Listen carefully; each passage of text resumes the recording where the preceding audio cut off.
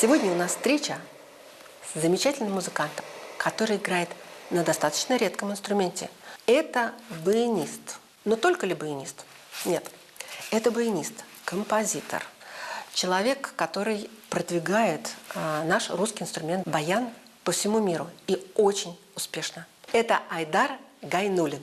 Айдар, 20 лет назад вы выступали на фестивале «Музыкальный Олимп». 2001 год. Да, абсолютно верно. Я очень благодарен вам за то приглашение на этот замечательный фестиваль. И я хочу сказать, что для меня это было действительно большим событием в жизни, поскольку именно там я сыграл как раз-таки в первый раз с симфоническим оркестром. Под управлением Сладковского, который сейчас возглавляет самый главный оркестр в Татарстане. Татарстана, да. Это замечательный дирижер и сейчас мой друг. Я помню, как после нашего выступления к нам подошел маэстро Дориан Вилсон. Да.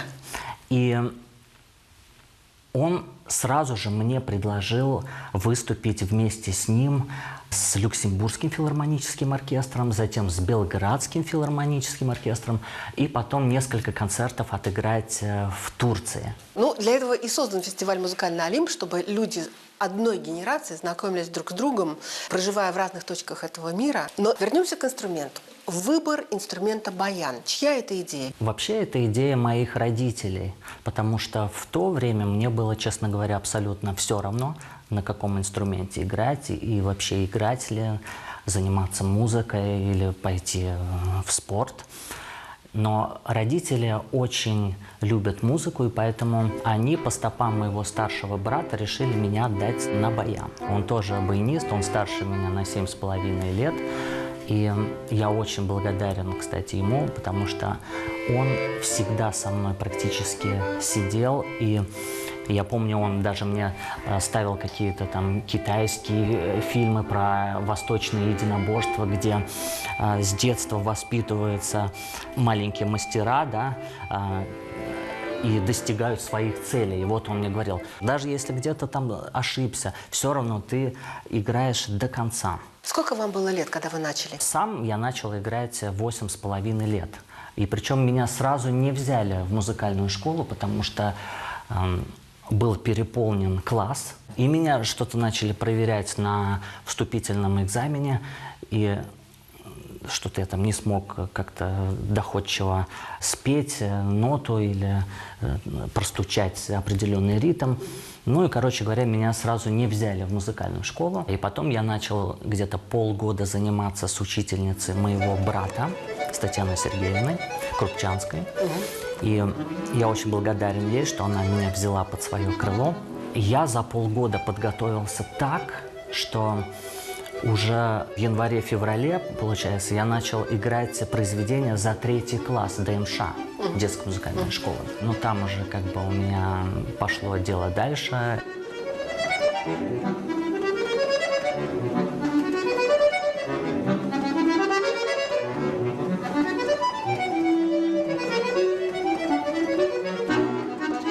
Я считаю, что всем зрителям, мне в том числе, обязательно нужен ликбез.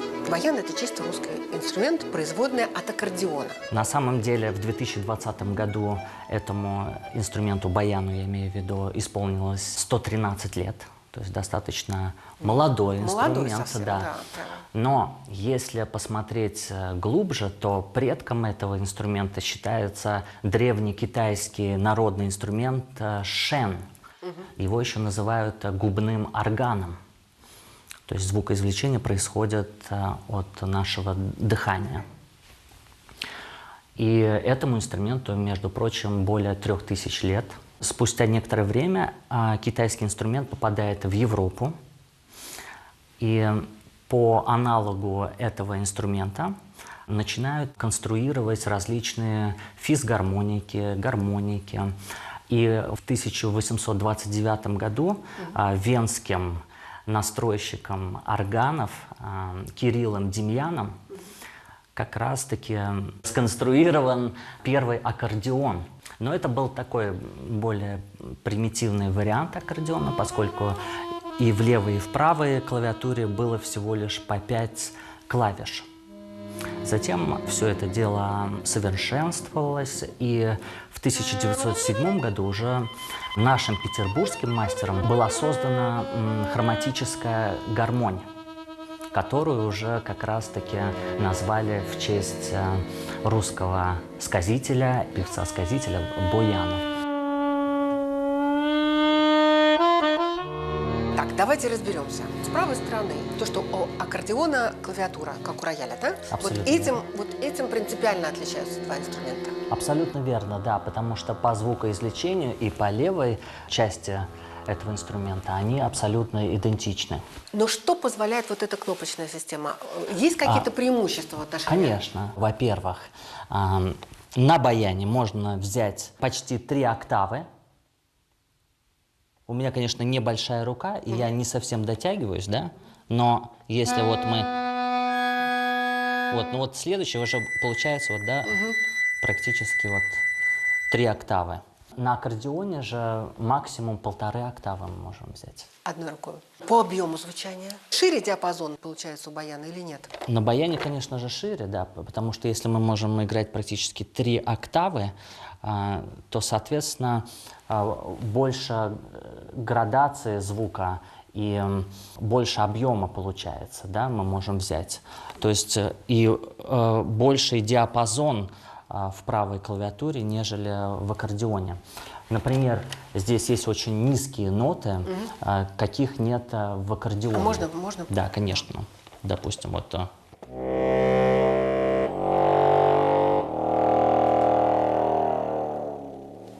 Или вот можно даже тот же известный вальс показать, да, как звучит на баяне.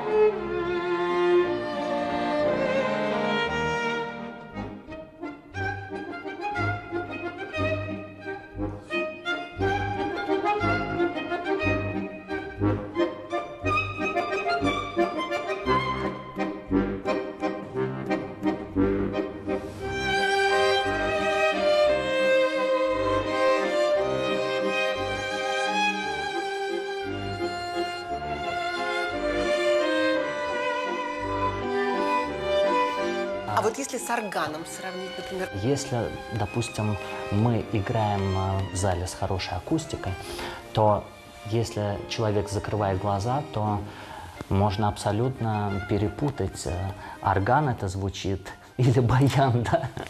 Я часто играю, да, произведения Баха, и я помню, когда я играл в Германии токкату Баха, ко мне подходит одна женщина, и абсолютно растроганная, и плача, и говорит, как это возможно на баяне играть за орган, потому что для немцев орган, конечно же, это особенный инструмент.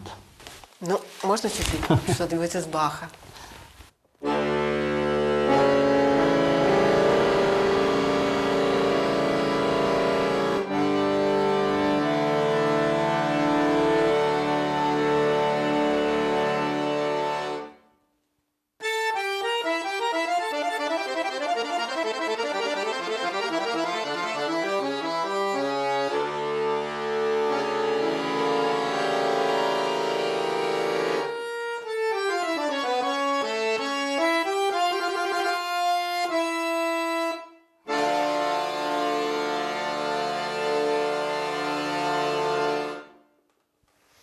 Мощно. Айдар, а вот ветроэффект, покажите мне, как это пустым.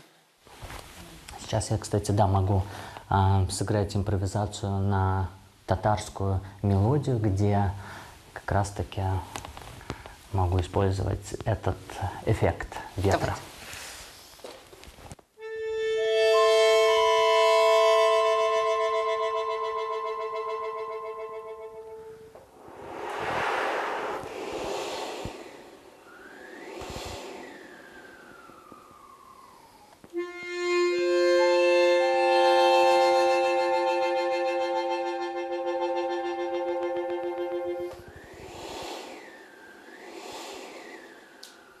Я стараюсь баян пропагандировать абсолютно везде, в разных жанрах, будь то классика или современная музыка.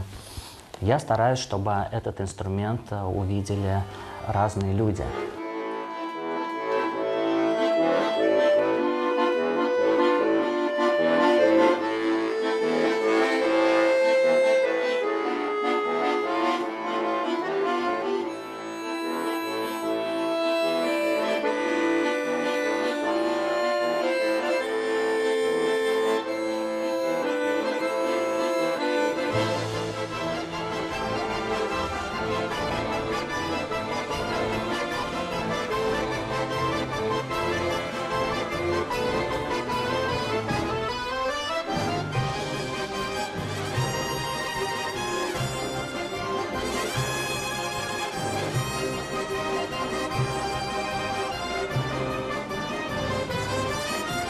Айдар, вот это слово «эйфория», как я поняла, вообще одно из ваших таких роковых по жизни. Да, абсолютно верно, потому что это, можно сказать, мой первый опыт в мире кино. Так, И фильм «Эйфория», Фильм «Эйфория». режиссера Вырыпаева Ивана. Я очень благодарен, опять же, маэстро Ростроповичу, поскольку именно там меня рекомендовали для Московского театра в качестве музыканта. Я пришел в этот театр, познакомился там с режиссером, как раз вот с Иваном Вырыпаевым. И Иван мне говорит: Айдар, вот я сейчас снимаю новый фильм, можешь, пожалуйста, сочинить музыку? Ну, я говорю: ну, Иван, это для меня большая ответственность, у меня же нет профессионального композиторского образования. Айдар, для меня важно, когда музыкант играет от сердца и чувствует глубоко музыку. Ну и вот так вот я согласился. И потом, когда мы с ним начали беседовать, он мне начал показывать фотографии съемок, сценарий показал. Самое поразительное, что сначала появилась музыка, а потом уже фильм. Актеры, операторы слушали мою музыку, и под это уже снимался сам фильм.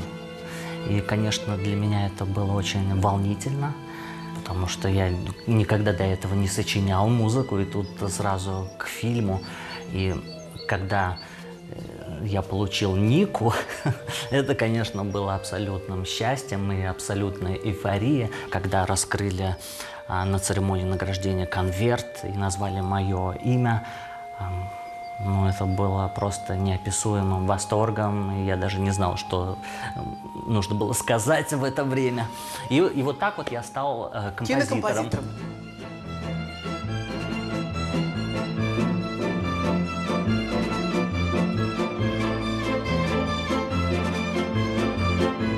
Потом начали поступать и другие заказы, и на встречах у многих режиссеров и продюсеров стояла на телефонах музыка к «Эйфории».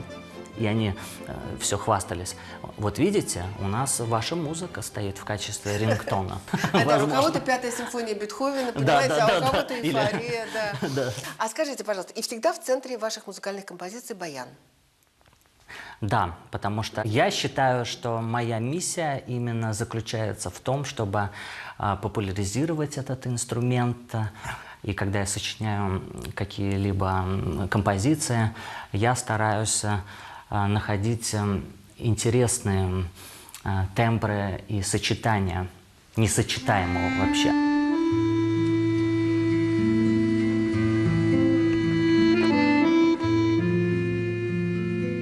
Вот, например, у меня есть такие композиции, как «Алина» или «Арториос», или «Восточная рапсодия». Это главная тема из кинофильма, опять же, Ивана Воропаева «Кислород». И я просто ее решил немного развить, адаптировать к симфоническому звучанию. И там очень интересные краски я использовал. Я пригласил моего друга, который играет замечательно просто на бансуре, индийской флейте, и на башкирском курае. Затем мой друг играл также на перуанском инструменте кахоне, Сергей Шамов, гитарист Артем Дервоед, замечательный мой друг. И все это мы соединили с симфоническим оркестром, а позже еще я добавил и хор, и получилось такое, конечно, очень нестандартное звучание. И когда, я помню, в первый раз мы играли мировую премьеру в Берлинской филармонии, кстати говоря, немцы подходили и, плача от счастья, просто говорили: как это возможно?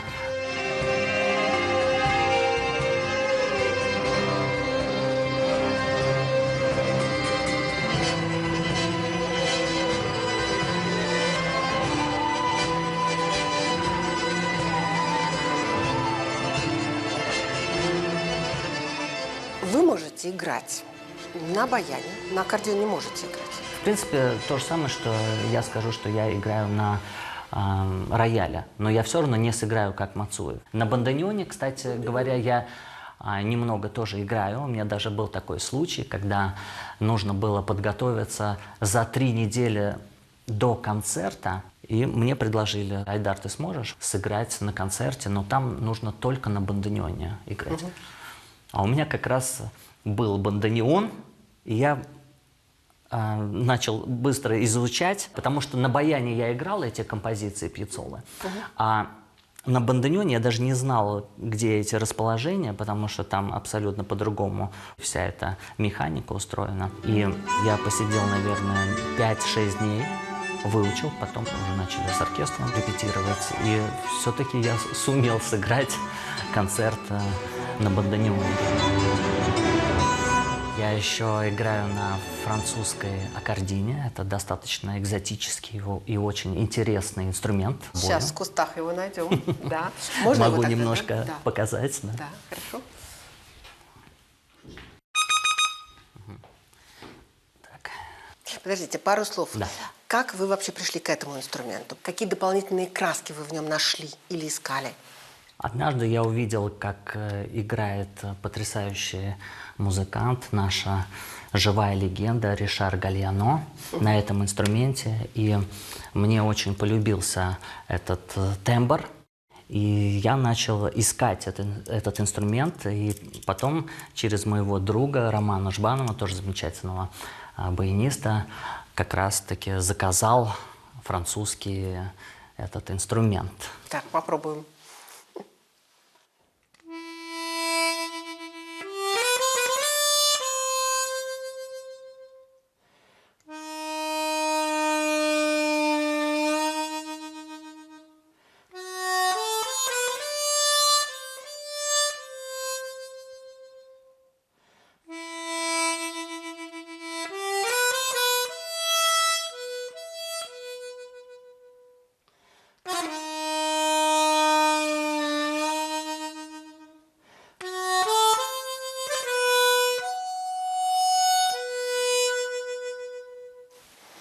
Очень трогает это звучание, действительно. Айдар, я бы хотела поговорить немного о ваших учителях. У вас был совершенно потрясающий педагог в России, это Фридрих Липс. Это один из великих артистов. Софья Азгатовна Губайдуллина сочинила очень много произведений для него. На самом деле я благодарен всем моим учителям. Я помню, вот как даже моя первая учительница Татьяна Сергеевна Крупчанская приходила к нам домой и давала дополнительные уроки, и принося вот опять же мороженое или там конфетки мне как-то. И для детей это же ведь очень важно, да, когда вот такое к тебе отношение трепетное происходит. Ну и, конечно же, потом я, когда поступил в училище к Андрею Ивановичу Леденеву, мы тоже очень много с ним ездили и на конкурсах, и на различных фестивалях. И тоже я ему очень благодарен, потому что это очень важные этапы становления для юного музыканта, да. И потом уже, когда я закончил училище, я поступил уже к нашей баянной легенде, к Фридриху Робертовичу Липсу. Конечно же, это было большим счастьем мне учиться у него. Я помню, когда я спросил Фридриха Робертовича, возьмете ли вы меня к себе в ученики? И это было как раз после моей победы в Германии в Клигентале. И он мне ответил: Айдар, такие ученики на дороге не валяются. И вот он меня взял, как бы, да, я очень рад. А потом, после Фридриха Робертовича, я поступил в аспирантуру к профессору Гудрун Валь. Она многим отказывала до этого, мне пошла навстречу. И, кстати говоря, я был последним баянистом, который закончил высшую школу музыки имени Ханса Эйслера. Потому что после меня закрыли баянное отделение. Уже, в принципе, хотели закрыть и до меня, но когда я отыграл на экзамене произведение Ференца Листа, органную прелюдию фугу на тему БАЦХ, и сложнейшие произведения и Паганини, этюд ми бемоль мажор, и авангардные какие-то современные произведения, жюри просто сказало: мы, к сожалению, не можем отказать ему, и давайте сделаем исключение, пусть он поступит и доучится. А что у нас в России происходит с баяном, с аккордеоном? Что вообще происходит с образованием? В России, конечно же, совсем другая история. Гораздо больше людей учатся на этом инструменте, если сравнивать с Европой. Да? В послевоенное время многие родители отдавали своих детей именно на баян и аккордеон. И я, кстати, даже помню, когда вот появилась ламбада, многие родители именно отдавали своих детей на аккордеон, чтобы лишь бы они выучили ламбаду. И потому что я на себе это знаю. Я вот когда приезжал в деревню к бабушке, часто очень меня просили сыграть именно ламбаду. В деревню бабушки, конечно, это совершенно отдельная история. И мы там каждый вечер собирались и веселились. Именно там я научился петь, причем на татарском языке, в татарской деревне Кызыл-Чишмя.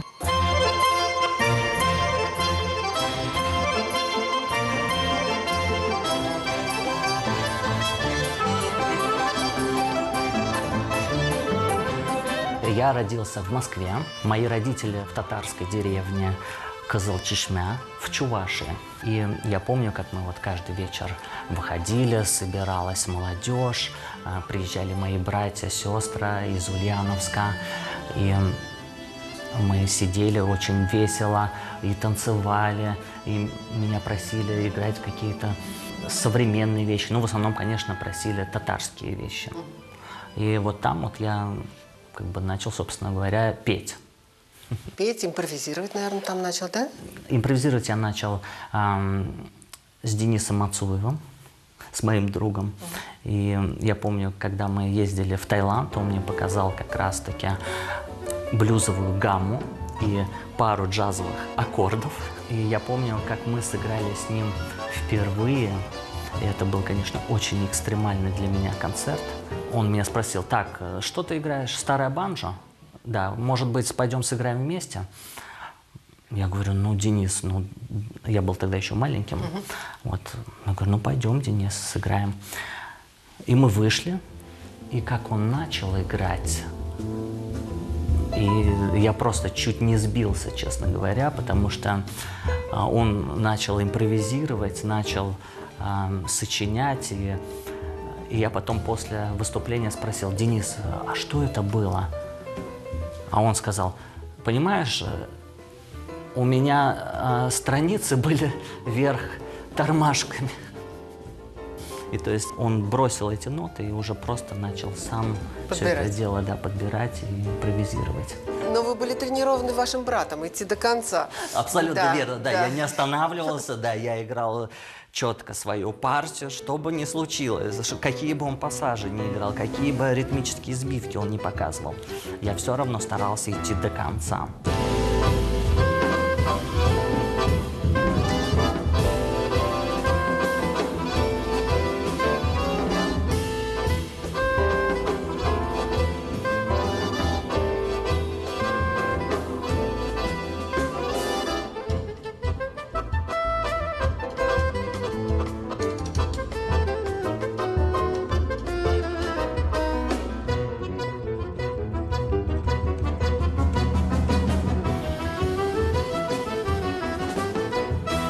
Айдар, давайте про ваш репертуар. В каком направлении хотелось бы вообще пройти еще дальше? Куда душа зовет? Ну, вы знаете, для меня, честно говоря, все интересно, потому что я не могу сказать, что мне интересно, допустим, только классика, или только рок-музыка, или джаз только, или какие-то только эксперименты. Потому что иногда мне хочется просто сесть и сыграть что-то классическое, и это для меня некая медитация. То есть я погружаюсь в этот мир, какое-то вот спокойствие возникает, и мне становится хорошо. Но иногда хочется, конечно, пошалить. Мне нравится доставлять людям радость. И мне кажется, самое главное, когда ты искренне все делаешь. И тогда люди верят этому. Когда, я помню, я спросил моего профессора Фридриха Робертовича Липса, скажите, пожалуйста, какой репертуар нужно исполнять на баяне? Он мне ответил: Айдар, играть нужно все, а время покажет.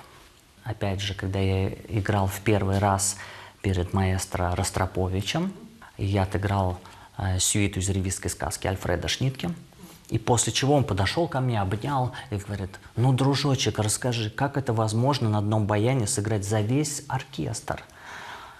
И начал меня расспрашивать, как я живу, как зарабатываю и так далее. А все кончилось золотой свадьбой, приглашение на золотую свадьбу. Абсолютно верно, да. И я говорю: Мстислав Леопольдович, конечно же, не просто играть классическую музыку, особенно если ты играешь на баяне. И приходилось играть и на свадьбах, чтобы как-то зарабатывать, и в каких-то клубах. И потом он, выслушав меня, сказал: хорошо, я тебе помогу. И тут же меня пригласил в зал Гаво в Париже, в Вигмар-холл в Лондоне. И вот потом, опять же, на свою золотую свадьбу, где присутствовали практически все короли и президенты. И королевы, и принцессы, да. И там, кстати, с королевой, да, была тоже очень интересная история. Мы играли либертанго Астора Пиццола, и вовнутрь этой композиции мы вставили подарок, свадебный марш Мендельсона. То есть, когда мы заиграли свадебный марш, вот вся эта королевская публика встала, и все дружно начали аплодировать. Тут мы резко вновь перешли на ритм танго, и маэстро Ростропович взял Галину Павловну, и они начали танцевать. И просто такое началось там твориться.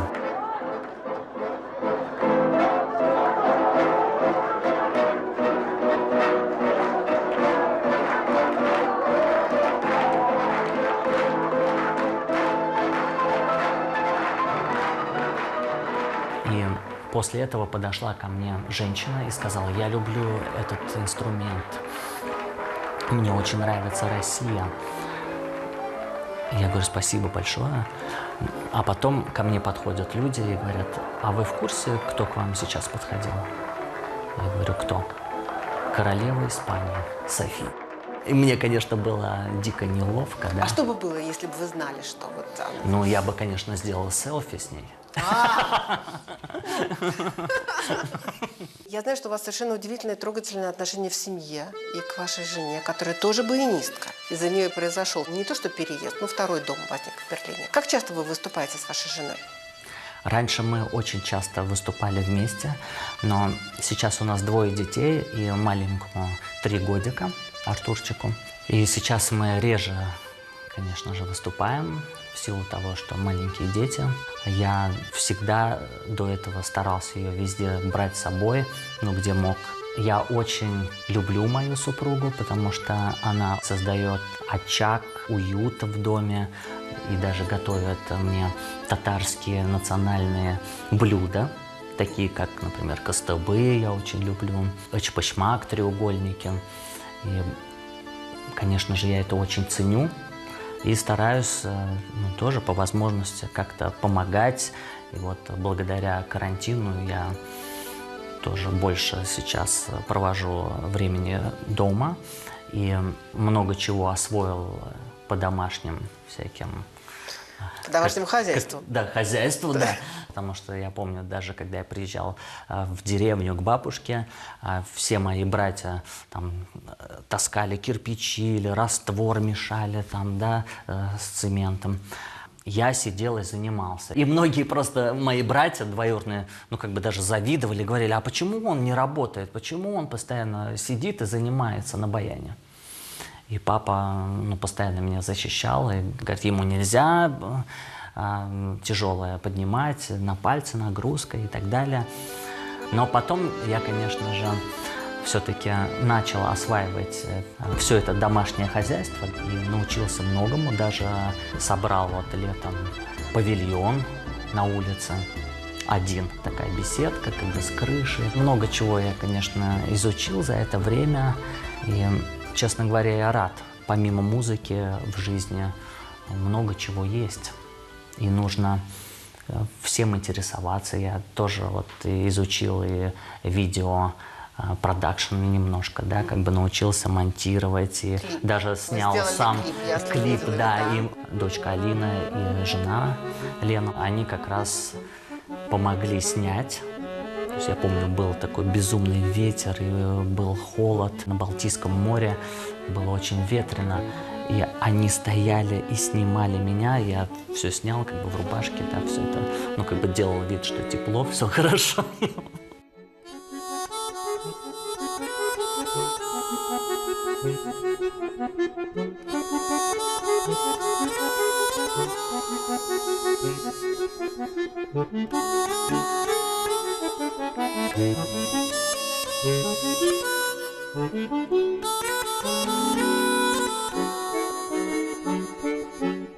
Айдар, вот у ваших детей будете учить музыке? Алина, да, занимается на фортепиано, причем она сначала начала заниматься на баяне, но потом все-таки мы как-то посоветовались в семье, и все-таки, наверное, тяжело девочке играть на таком тяжелом инструменте. И так получилось, что одна женщина подарила мне на мой день рождения рояль Стэнвей. И как-то так волей судьбы, видимо, да, получилось так, что именно выбор пал на рояль, и вот сейчас Алина занимается, играет на рояле, и даже вот в прошлом году выиграла на Югент-Музицирт, получила 1-ю премию как пианистка. Артурчик тоже очень любит музыку и может спокойно 2 часа просидеть вместе со мной. У него есть такая маленькая гармошечка, да, и он сидит со мной, тоже тянет. И я, конечно, поражаюсь, да, он спокойно может 2 часа просидеть со мной. Конечно, очень музыкальный. Айдар, а не страшно вот детей отправлять в музыку?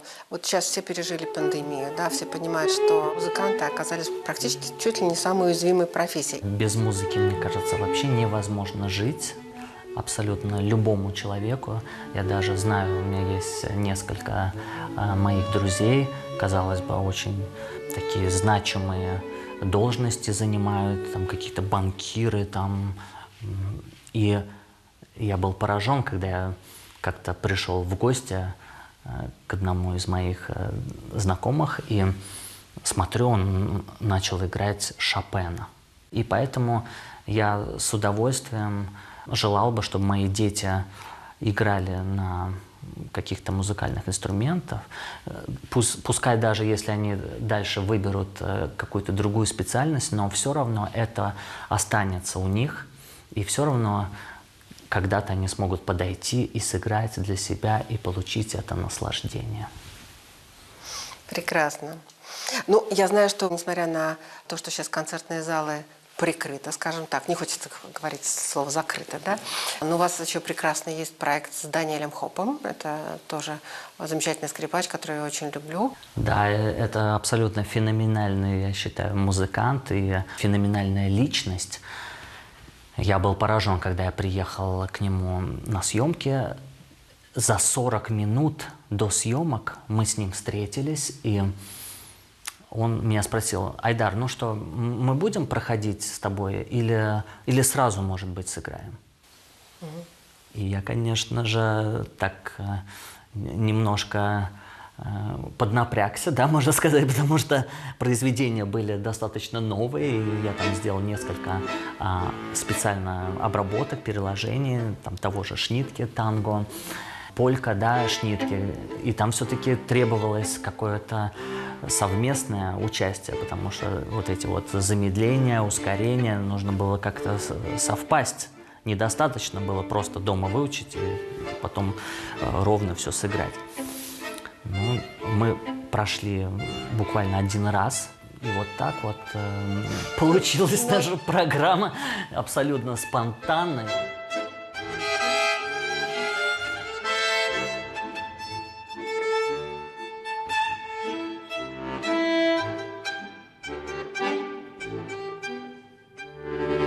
И мне пришлось, да, там и на немецком языке отвечать с моим другом Ави Авиталем.